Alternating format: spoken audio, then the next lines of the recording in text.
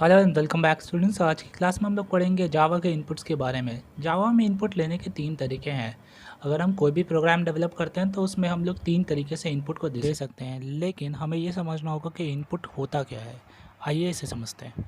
एक input basically keyboard से आप जो भी इंफॉर्मेशन या जो भी डेटा आप भेजते हो सिस्टम तक, उसे हम लोग इनपुट कहते हैं। अब जावा के अंदर जब भी हम एक प्रोग्राम को बनाते हैं तो वो प्रोग्राम बेसिकली डेटा की प्रोसेसिंग करता है। हमें इनपुट देना पड़ता है। इनपुट हम लोग देते हैं, इन्फॉर्मेशन देते हैं। जैसे 153 मैंने यहाँ पे इन्फॉर्मेशन दिया, तो बेसिकली 153 को वो क्या करेगा, प्रोसेस करेगा, और प्रोसेस करके जो भी आउटपुट होगा वो दिखा देगा। तो यहाँ पे इस तरीके की इन्फॉर्मेशन को भेजने पे हमारा प्रोग्राम प्रोसेस करता है, और प्रोसेस करके हमें वो आउटपुट देता है।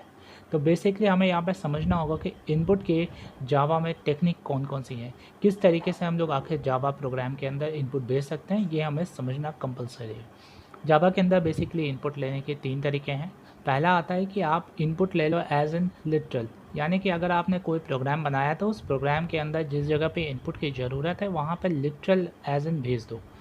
दूसरे नंबर पे जो टेक्निक है उसे हम लोग कहते हैं पैरामीटर।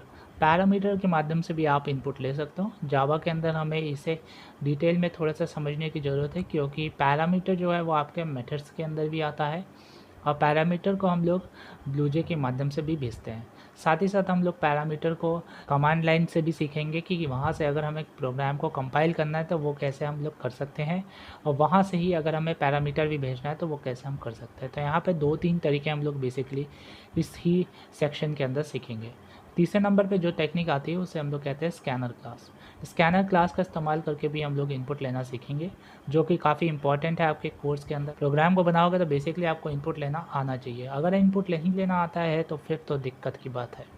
तो यहाँ पे हमें ये तीन टेक्निक का इस्तेमाल करके समझना होगा चीज़ों को।